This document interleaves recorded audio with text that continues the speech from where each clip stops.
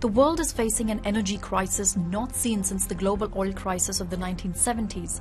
That's according to Fatih Birol, the head of the International Energy Association. Since the US and Israel began their war against Iran, the world's energy infrastructure has been caught in the lurch. It has pushed up fuel prices from Asia to the Middle East, Africa and the Americas, exposing our energy systems to be fragile. And experts warn the worst is likely yet to come as supply chains worldwide come under increasing stress. Could our energy systems really break down? Can renewable energy really protect us from future shocks? And is our economy really as fragile as it was during the first oil crisis? It is more fragile because we have a continual requirement for fossil fuels. Anthony Froggatt is an energy analyst and senior director of energy, aviation and shipping at the advocacy group T&E. Before that, he worked as a consultant for energy transition issues. So the global consumption of fossil fuels has continued to increase year on year, and we remain dependent on a very small number of states to supply the globe in terms of its fossil fuels. And there is more and more demand for these. And also fossil fuels are not only used within the energy sector, they're also part of the construction of petrochemicals. They're in terms of oil, in terms of gas, we use around 5% of natural gas to make fertilizers. So they're also connected to food security. So in that way, society is highly dependent on fossil fuels. In the 1970s, the Yom Kippur War, involving mainly Israel, Egypt and Syria, triggered one of the biggest energy crises. Many Arab nations announced they would stop supplying oil to Israel's allies. Prices shot up immediately. In fact, within months, global oil prices had quadrupled. Even today, our societies and economies remain heavily reliant on fossil fuels. So around 80%, so 4/5 of our energy globally that's consumed and sold comes from fossil fuels. And the largest share of that is from oil. So oil and then coal. Coal isn't traded so much. Most of it's used domestically. It's only about 20% of it's traded. And then natural gas. There's a large number of countries that are dependent on imported fossil fuels. And the 10 largest exporting countries for both gas and oil provide around 70% of the global oil and gas. So a small number of countries supply a large amount of the population with the majority of their energy. So in some ways, that's the inherent problem that we have. It's further compounded, I would say, and is exactly what we're seeing now, is that there are certain choke points or pinch points in the world. And the Strait of Hormuz is an obvious example. You have 20% of the world's oil and 20% of the world's LNG, liquefied natural gas, under normal circumstances, going through that very narrow piece of sea. And that is what we're seeing now, is the ability for states to stop that flow stop the tankers. And this is having a huge impact.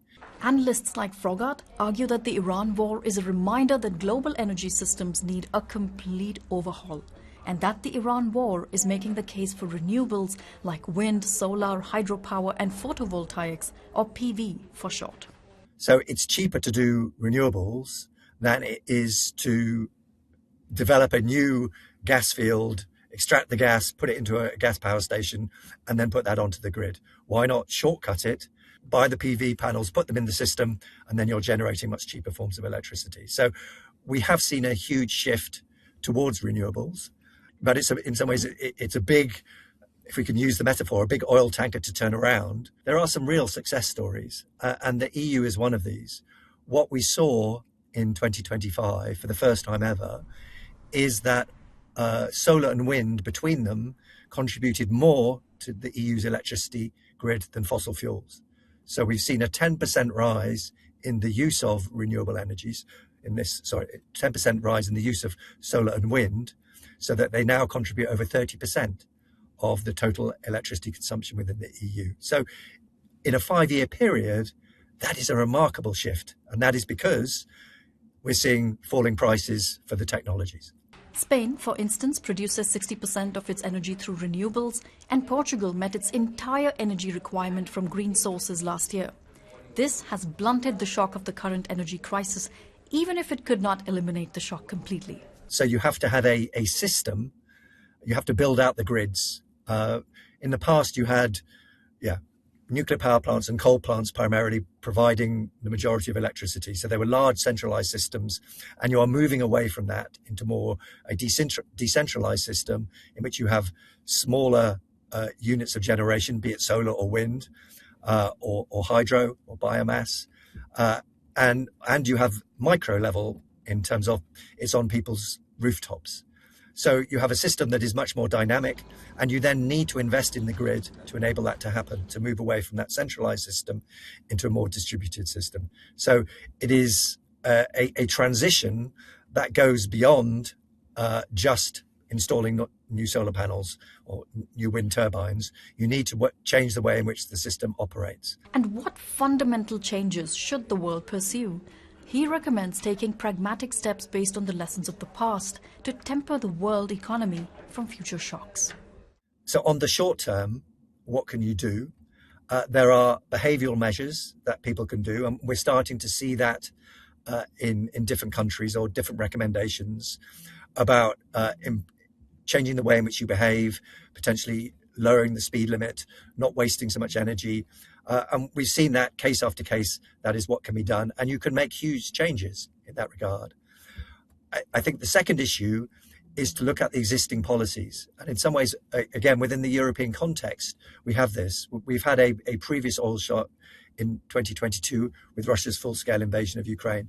There was a number of measures that were put in place at the time in order to reduce dependency on fossil fuels. And so I would look back from a government perspective or a European-wide perspective and see which of those measures works and which of them need further support. So we can look at existing policies and measures and say, how can we enhance these? And then my final question is maybe on the longer term, is be steadfast in our objective. From a climate change perspective, we know, and the world has agreed to this in terms of the Paris Agreement, is that we'd seek to fully decarbonize or have net zero by 2050. And that is a strategic target, and we need to stick to that. We need to stick to it for two reasons. One is, from a climate change perspective, it's an imperative. We need to reduce emissions to avoid the worst consequences of climate change. But secondly, we need to give that assurances to those investors that this is a serious objective. And it's not just something that politicians will throw out overnight. It's something that we will do, and therefore encourages them to make those investments. The war in Iran continues to raise questions around global supply systems and the way we share the world's resources.